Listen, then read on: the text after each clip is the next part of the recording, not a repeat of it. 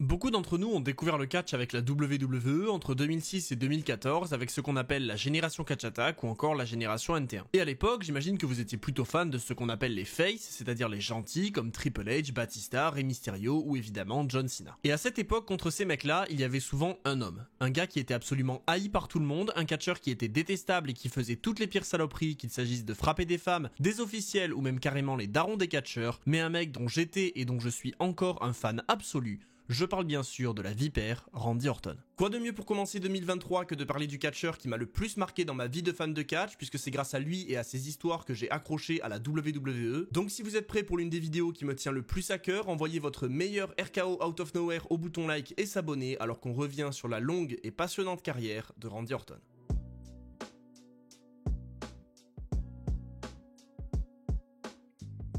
La carrière de Randy Orton, elle va pas démarrer comme celle des autres catcheurs dont j'ai pu parler sur la chaîne. Parce que lui, il va démarrer avec une particularité bien à lui et un avantage de taille, son père et son grand-père sont tous les deux des catcheurs. Le jeune Randy grandit donc dans le monde du catch, mais ne s'oriente pas directement vers ce métier, puisqu'il tente d'abord de devenir militaire en intégrant la marine sur les conseils de son père qui ne voulait pas qu'il fasse du catch. Bon, le résultat ne sera malheureusement pas glorieux du tout, puisque son caractère ne correspondait clairement pas avec l'ambiance et les règles strictes imposées par l'armée, et c'est comme ça qu'il se dirige vers le monde du catch. Évidemment, en tant que catcheur de 3ème génération, Randy Orton obtient très rapidement une place au centre de développement de la WWE et là-bas va se former aux côtés des plus grands. Mais en réalité, Randy Orton ne va pas rester très longtemps dans le centre de développement. Jeune, athlétique et talentueux, la WWE voit en lui un très gros potentiel et dès avril 2002, il fait ses débuts aux écrans de SmackDown en affrontant et en battant Hardcore Holly. Alors oui, y a pas à dire, à l'époque sa dégaine n'est clairement pas aboutie, ni même son personnage d'ailleurs, qui se veut être un simple face très basique, mais heureusement tout va rapidement prendre une tournure différente. Après diverses apparitions télé du côté du show bleu, Randy Orton est drafté à Raw et on voit clairement que la WWE n'a pas la moindre idée de ce qu'ils veulent faire avec lui. Mais comme pour beaucoup de catcheurs, c'est une blessure qui va lui offrir le tournant tant attendu dans sa carrière. Ne pouvant plus combattre et étant contraint de porter une attelle pour son épaule,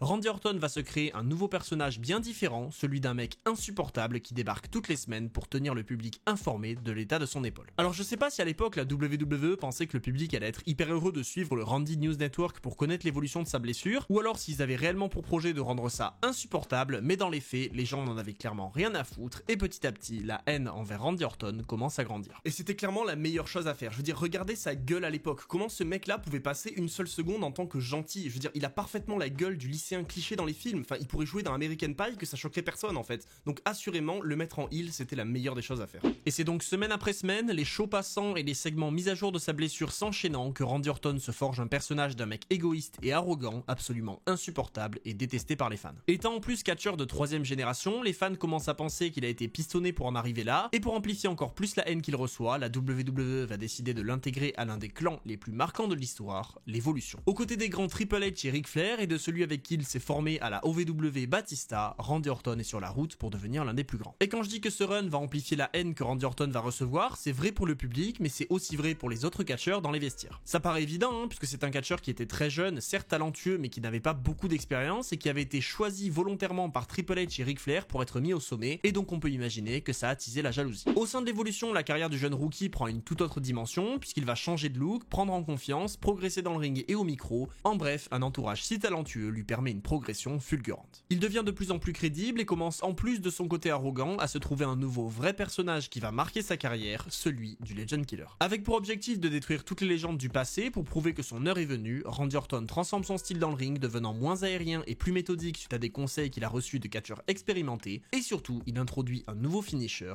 le RKO. Ce finisher représenté par ces 3 lettres, vous le connaissez assurément tous, puisqu'il a même réussi à atteindre des gens qui ne sont pas fans de catch grâce aux nombreux mèmes qui ont été créés à partir de celui-ci, mais maintenant que Randy Orton s'est accaparé ce nouveau finisher, il est temps de revenir sur ce nouveau personnage. Et qui de mieux pour commencer à être le Legend Killer que de se frotter à une icône du catch, le Heartbreak Kid, Shawn Michaels. Une rivalité entre les deux va débuter, et c'est Randy Orton qui va lancer son run légendaire en battant HBK lors de Unforgiven 2003. Mais l'histoire ne sera bien sûr pas tout de suite terminée, puisque Survivor Series, Randy Orton sera le dernier survivant de son équipe, éliminant Shawn Michaels pour la victoire et condamnant Stone Cold à quitter son poste de coach general manager, ajoutant une légende à la liste des victimes de Randy Orton. Suite à ça, l'évolution prend encore plus en ampleur, puisqu'à Armageddon 2003, tous ses membres deviennent titrés, avec Randy Orton qui va devenir ce soir-là champion intercontinental pour un run très intéressant. Ce run mènera une rivalité absolument excellente contre Rob Van Dam, qui lui aussi est un boss absolu, qui est mon 2e catcheur préféré d'ailleurs, et qui s'avère en plus être l'un des mecs qui vend le mieux le RKO. Si vous suivez la carrière des différents catcheurs, vous n'êtes pas sans savoir qu'il y a toujours un match dont on parle comme étant un véritable tournant dans leur carrière. Un match qui véritablement leur permet d'atteindre les sommets et de passer au niveau supérieur. Et pour Randy Orton, ce match va avoir lieu dès sa rivalité suivante contre une autre légende, et pas n'importe laquelle cette fois-ci, la légende du hardcore, Mick Foley. La rivalité déjà était incroyable avec les manques de respect répétés par le Legend Killer qui ira jusqu'à cracher au visage de Mick Foley et qui mènera à la réunion de la Rock and Sock Connection lors de WrestleMania qui subira une défaite contre l'Evolution. Mais surtout, cette rivalité va amener à l'un des matchs les plus importants de la carrière de Randy Orton contre Mick Foley à Backlash 2004 dans un match hardcore. Le jeune catcheur de 3ème génération que beaucoup accusent d'être trop doux dans le ring, d'être simplement une belle gueule qui est peureux et qui est simplement un cliché qui veut protéger son visage, va affronter la légende du hardcore dans un match violent et sanglant dans lequel il va mettre son corps à rude épreuve. Randy Orton montre là sa résistance et sa motivation pour finalement repartir avec la victoire, conservant son titre de champion intercontinental et surtout solidifiant sa place. Mais c'en était très loin d'être la fin pour la gimmick du Legend Killer puisqu'il va continuer en attaquant diverses légendes avant de finalement s'orienter vers les sommets à l'été 2004. Toujours au sein de l'Evolution, Randy Orton remporte une Battle Royale qui lui donne l'opportunité d'affronter le champion du monde poids lourd lors de SummerSlam 2004. Alors que dans le même show, son mentor affronte Eugene, ce qui est pas très charismatique, Randy Orton lui clôture la soirée par un match de fou de 20 minutes qui en a passionné nombreux à l'époque et à la stupeur générale et dans un moment de joie et d'émotion incroyable, le tueur de légende bat Chris Benoit et devient le plus jeune champion du monde à l'âge de 24 ans. Je me rappellerai toujours de la première fois où j'ai vu ce match, ça devait être en 2009-2010 et j'étais évidemment hyper fan de Randy Orton, donc même si l'exploit datait déjà d'il y a 5 ans, c'était pour moi un gros moment.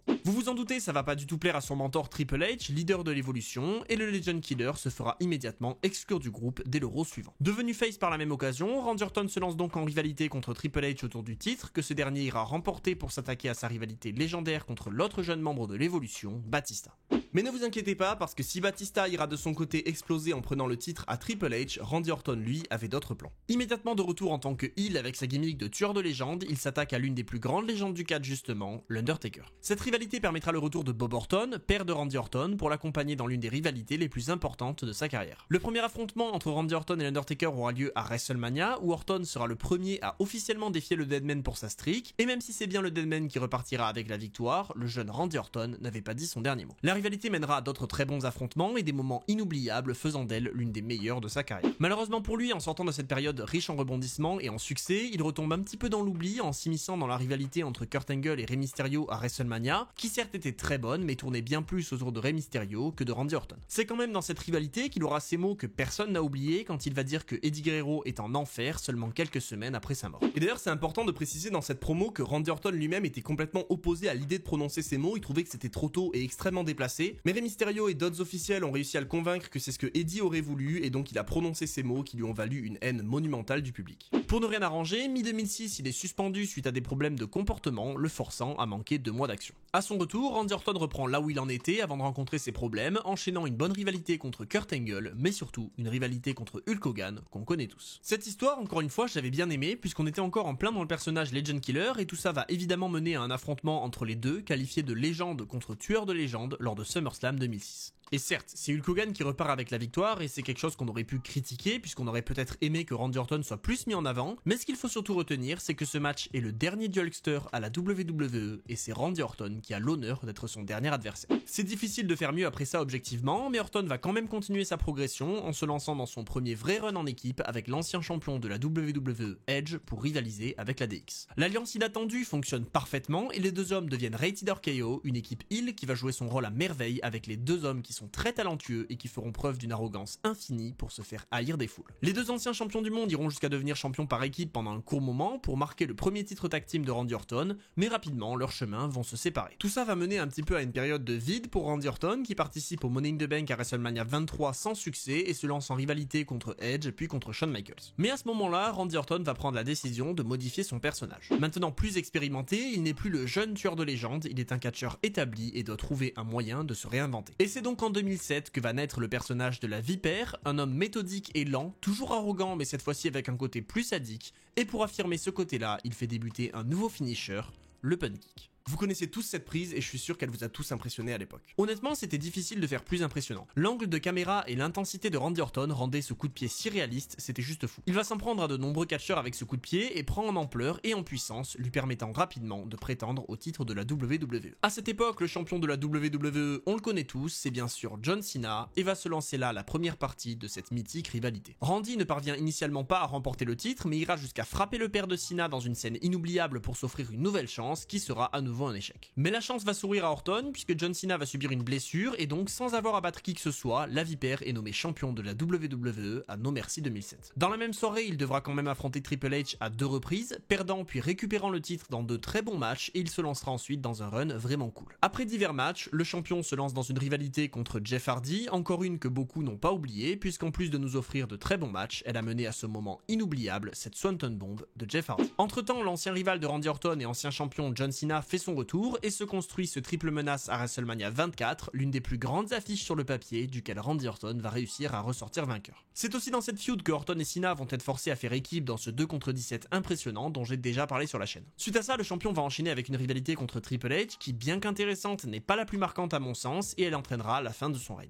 En essayant de retrouver son titre, Orton se blesse lors d'un match contre The Game à Extreme Rules, se brisant la clavicule et le forçant hors des écrans pendant des semaines. À son retour en septembre dans sa ville natale, Randy Orton critique tous les champions de Raw, féminins y compris, mais le plus important dans cette promo, c'est qu'il va s'en prendre aux champions par équipe Ted DiBiase et Cody Rhodes. Tous deux catcheurs de deuxième génération, Orton décide de les prendre sous son aile suite à ça pour former ce clan inoubliable, la Legacy. Je sais que beaucoup le critiquent, surtout pour la manière dont il se termine, mais à l'époque on voyait pas du tout ça et on était juste hypé de voir ce clan de fous. Cette union va rapidement progresser et devenir l'une des attractions majeures de Raw en blessant le champion du monde poids lourd CM Punk. La fin de l'année 2008 sera donc couronnée de succès pour le clan qui enchaîne les victoires et les démonstrations de force, mais c'est surtout l'année 2009 qui va marquer son apogée. Randy Orton va agresser verbalement la famille McMahon lors d'un épisode de Raw, se lançant en rivalité avec Stephanie et Vince McMahon qui va subir un punt kick en plein crâne. Évidemment, cette rivalité va prendre encore plus en importance puisque Triple H va s'en mêler pour défendre sa femme et la situation prendra une ampleur encore plus grande quand Randy Orton s'en prendra physiquement à la femme de Triple H. Pendant ce temps, il remportera en plus le Royal Rumble, lui offrant un match de championnat à WrestleMania 25, mais continuera jusque-là sa rivalité avec la famille du président. Après avoir battu Shane McMahon, Orton se lance à fond en rivalité contre Triple H pour nous offrir certains des moments les plus marquants de l'époque, notamment cette visite à domicile du Game, et à WrestleMania 25, les deux hommes auront enfin leur affrontement tant attendu pour le titre de champion. Malgré une défaite sur la plus grande scène du monde, Orton se reprend vite et récupère le titre des Backlash dans un match à 6 qui marque le retour de Batista et qui permet à Randy Orton de s'attaquer à sa prochaine rivalité contre celui-ci. Batista avait en fait été écarté des rings suite à une attaque de Randy Orton, d'où son implication dans cette rivalité qui finalement ne sera que de courte durée puisque dès Extreme Rules, Batista bat Orton dans un Steel Cage match et récupère le titre de champion. Pour autant, Orton ne retombe pas du tout dans l'oubli puisque à peine une semaine plus tard, il récupère son titre pour repartir en guerre contre Triple H et les deux hommes vont nous offrir encore de très bons affrontements qui nous feront vibrer pendant le restant de l'année 2009. Mais si je vous parle de Orton en 2009, vous pensez évidemment à son personnage de malade mental, mais j'imagine surtout que vous pensez à sa plus grande rivalité, celle contre John Cena. La rivalité reprend de plus belle dès SummerSlam où Orton conserve son titre grâce à des tricheries et prend une ampleur encore plus grande lors de Breaking Point dans un I Quit match légendaire, puis à Hell in a Cell et enfin Bragging Rights dans un Iron Man match qui clôturera cette folle rivalité par une victoire de John Cena. Cette rivalité, évidemment, elle a plus de détails, notamment au sein même des matchs, et je vous invite donc à voir la vidéo que je lui ai dédiée pour connaître tous les détails. Mais sinon, honnêtement, l'histoire se suffit à elle-même. Pour nous, quand on était jeunes, c'était le héros contre le méchant.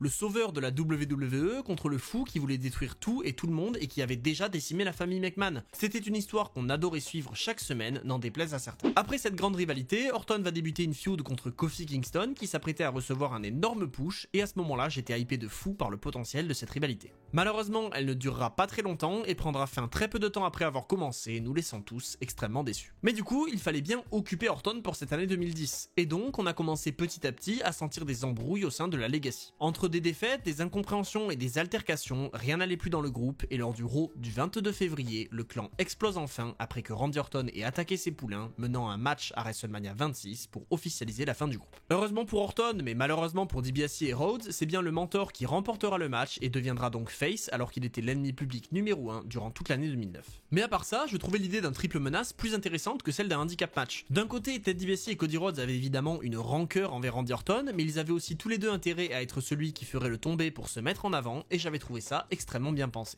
Mais il est maintenant l'heure d'entrer dans le run face de Randy Orton de cette époque, et là je dois avouer, je suis un petit peu mitigé. Oui, d'un côté en soi c'était cool, ça permettait de voir un aspect différent de Orton qu'on n'avait jamais vu, et on a eu des bons moments qui ont aussi permis à Orton de retrouver le titre de champion et d'avoir des rivalités intéressantes, mais à côté de ça, personnellement, je trouve qu'après l'année monumentale qu'il avait eue en tant que heel, le faire devenir face n'était peut-être pas la meilleure des idées. Alors oui, c'était quand même l'époque où le RKO Out of Nowhere prend de plus en plus d'importance, qui va mener à des moments de dingue, notamment ce RKO sur Evan Bourne qui reste aujourd'hui l'un de mes préférés, donc rien que pour ça, évidemment, cette période est très bonne, mais ça reste l'une de celles que j'ai le moins préférées. Après diverses rivalités, dont une plutôt sympa contre CM Punk et la New Nexus, Randy Orton se lance en rivalité contre Christian, et là encore une fois, je suis plutôt mitigé. Je sais pas si c'est vraiment une question de rôle de heel et de face dans l'histoire, ou simplement moi qui n'ai pas su apprécier la rivalité à sa juste valeur, mais je pense personnellement qu'elle avait un potentiel immense et qu'elle n'a personnellement pas été à la hauteur de mes attentes. Et une nouvelle fois, cette année d'Orton, moi j'en suis pas fan. Derrière, il va se lancer en rivalité contre Mark Henry, puis contre Wade Barrett avant enfin d'affronter Kane à WrestleMania 28 dans un match très sincèrement oubliable. Je voudrais vraiment avoir votre avis à tous sur cette période parce que autant j'ai pas détesté et ça restait mon catcheur préféré, autant j'étais un peu déçu et j'avais l'impression qu'il perdait quand même en ampleur à ce moment-là. En plus, on est clairement à la période où la WWE nous a bien fait comprendre que le titre poids lourd vaut moins que celui de la WWE, donc le fait qu'il gravite autour de celui-ci, ça aide pas forcément non plus. Mais heureusement, tout va rapidement revenir en ordre, ou du moins un petit peu.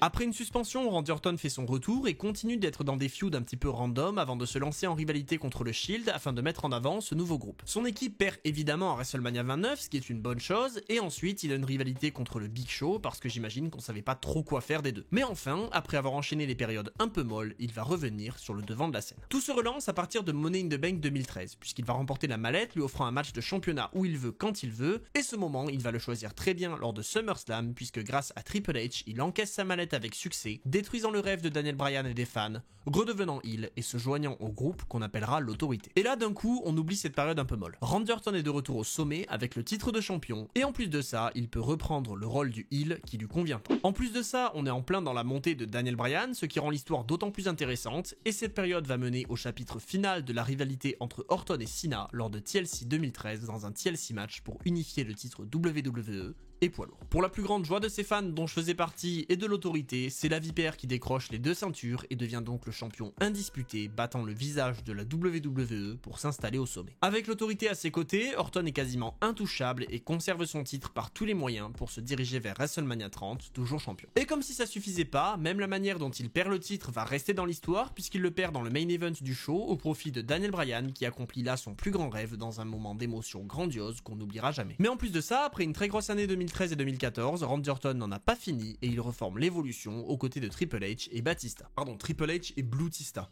Ils auront cette rivalité mémorable contre le Shield qui a propulsé Ambrose, Rollins et Reigns vers les sommets, mais suite à leur défaite à Battleground et au recrutement de Rollins dans l'autorité, on va commencer à sentir un peu de jalousie de la part de Randy Orton. Envieux de Rollins et voyant qu'il reçoit toute l'attention, Orton craque et attaque le nouveau protégé de Triple H pour construire entre les deux un match à WrestleMania 31. Le match est certes gagné par Randy Orton avec en plus un RKO de folie, mais encore une fois, c'est vraiment pas ce qu'on retient du show vu la folie du main event proposé par Seth Rollins, et il va donc être temps pour Orton de se réinventer à nouveau. Dans une période difficile après WrestleMania 31, avec une rivalité contre Sheamus entre autres, Orton se reprend vite puisqu'il obtient en juillet 2016 une opportunité au titre de Brock Lesnar. Bon, opportunité c'est peut-être pas le meilleur des termes, c'est peut-être plutôt condamnation, parce que même si Orton a à ce moment-là déjà une très longue et grande carrière, il va se faire décimer par Lesnar, subissant un passage à tabac sanglant qui va choquer les fans. Ce moment n'est évidemment pas le plus marquant de sa carrière, mais il force quand même le respect parce que je suis pas sûr qu'on soit nombreux à accepter de se faire volontairement ouvrir le crâne par les coudes de Brock Lesnar. Mais bon, vous vous souvenez, je vous ai dit qu'il était temps pour Orton de se réinventer, et donc à ce moment-là, on pouvait imaginer que c'était pour maintenant.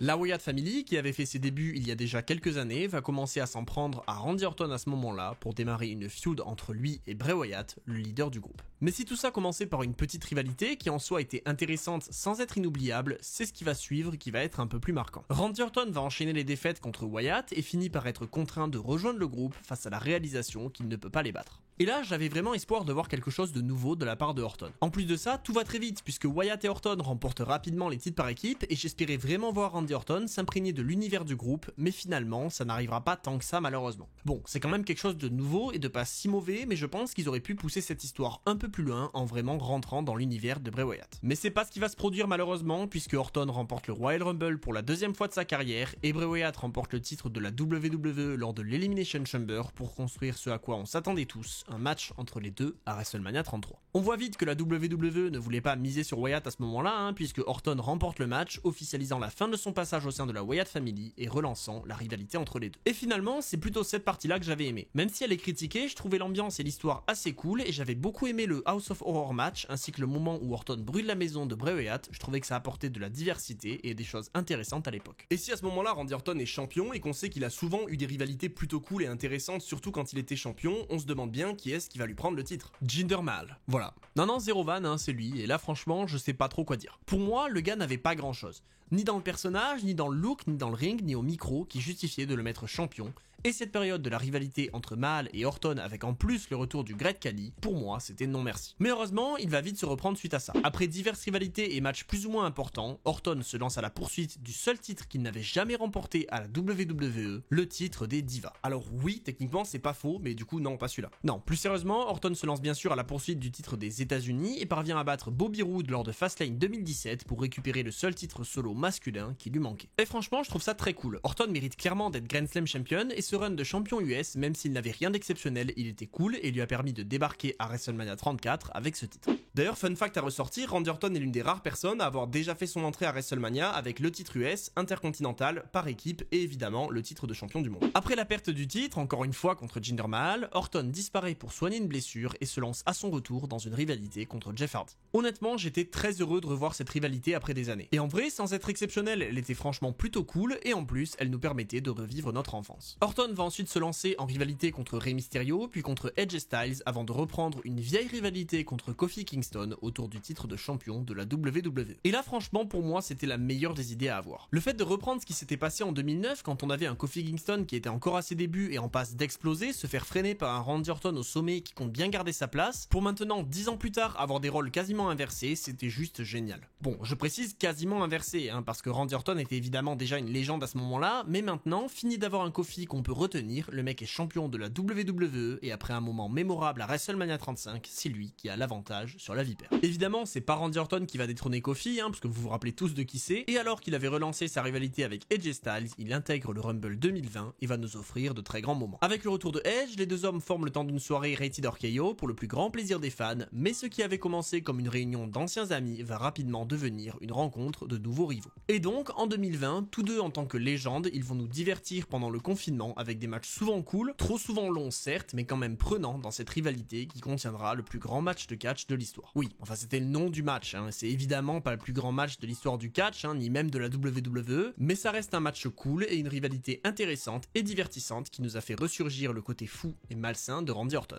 Et d'ailleurs, le fait de reparler de ce côté-là de Randy Orton, ça me rappelle cette interview qu'il avait fait dans laquelle il avait parlé de sa facilité à devenir heel. Je vous en mets un petit extrait parce que c'est juste incroyable. Mais pour revenir à 2020, Randy Orton va être accompagné pendant un moment par Ric Flair et va nous ressortir aussi le côté tueur de légende, mélangeant tous ses anciens personnages pour créer la recette quasi parfaite d'un détraqué violent, et franchement je suis très déçu que tout ça ait lieu sans public. Pour surfer sur cette hype et cette montée en puissance, Orton se lance à la poursuite du titre de champion de la WWE, et après plusieurs tentatives, il parvient enfin à remporter le titre pour devenir 14 fois champion du monde. Bon, son run ne sera que de courte durée, seulement 22 jours, mais tout de même, il se rapproche du record de Ric Flair et John Cena de 16 titres, et c'est pas rien. Mais si je vous parle de Randy Orton en 2020 et 2021, c'est probable que vous pensiez à une autre rivalité de ce moment-là, celle contre The Fiend. Alors encore une fois, les avis seront très mitigés. Moi-même, je sais pas trop quoi en penser. Je dirais qu'il avait de bonnes idées, mais que cette rivalité n'a fait qu'affaiblir encore plus le Fiend qui entamait déjà une chute à ce moment-là, et que c'était pas la meilleure ni pour le Fiend, ni pour Orton. Après le Firefly Inferno match de TLC, dans lequel Orton va mettre le feu au corps du Fiend pour le faire disparaître, il se lancera en rivalité contre Alexa Bliss, nouvelle associée du Fiend, en attendant le retour de celui-ci. Elle interviendra à de nombreuses reprises dans ses matchs et lui ruinera la vie, le forçant à accepter un match contre elle lors de Fastlane 2021. Alors oui, depuis quelques temps, la WWE nous ressort chaque année un match intergender, c'est-à-dire entre un homme et une femme, donc n'hésitez pas à pronostiquer dans les commentaires quel sera celui de 2023. Évidemment, c'est Bliss qui va remporter le match grâce à son partenaire démoniaque, et la rivalité entre Orton et le Fiend repartira de plus belle. Et franchement, jusque-là, on tenait certes pas la rivalité de l'année, mais on avait quand même de bons moments et des idées plutôt cool je trouve, et sans être ultra hypé par l'histoire, je prenais plaisir à la suivre. Mais malheureusement, tout ça va prendre fin lors de WrestleMania 37, où pour une raison inexpliquée, février, Alexa Bliss trahit Bray Wyatt, offrant la victoire à Orton et mettant un terme à la rivalité de manière abrupte, sans réelle conclusion, pour la plus grande déception des fans. Mais heureusement, si Orton sortait d'une rivalité qui n'avait pas su conquérir le public, ni dans sa réalisation, ni dans sa conclusion, ce qui va suivre va assurément bien rattraper les dégâts. Sans raison particulière, Riddle se met à tourner autour de la vipère, et même si au début on sentait la légende un peu réticente, les deux hommes finissent par s'associer officiellement pour former l'équipe qu'on connaît aujourd'hui sous le nom de RK Bro. L'équipe va nous offrir des moments tellement divertissants qui est un véritable vent d'air frais sur la carrière de Randy Orton, puisque c'est quelque chose qu'on n'a jamais vu et on sent qu'il prend un plaisir monumental dans cette équipe. D'ailleurs, ça me rappelle qu'à une époque, Randy Orton s'était associé avec The Revival pour former FTRKO, qui pour le coup était une idée excellente mais qui malheureusement n'a jamais abouti. Mais pour revenir sur RK Bro, les deux vont remporter les titres par équipe à plusieurs reprises entre 2021 et 2022 et encore une fois nous offrir à la fois de très bons matchs et des moments de divertissement dans des segments au vestiaire ou au micro qui régalent les fans.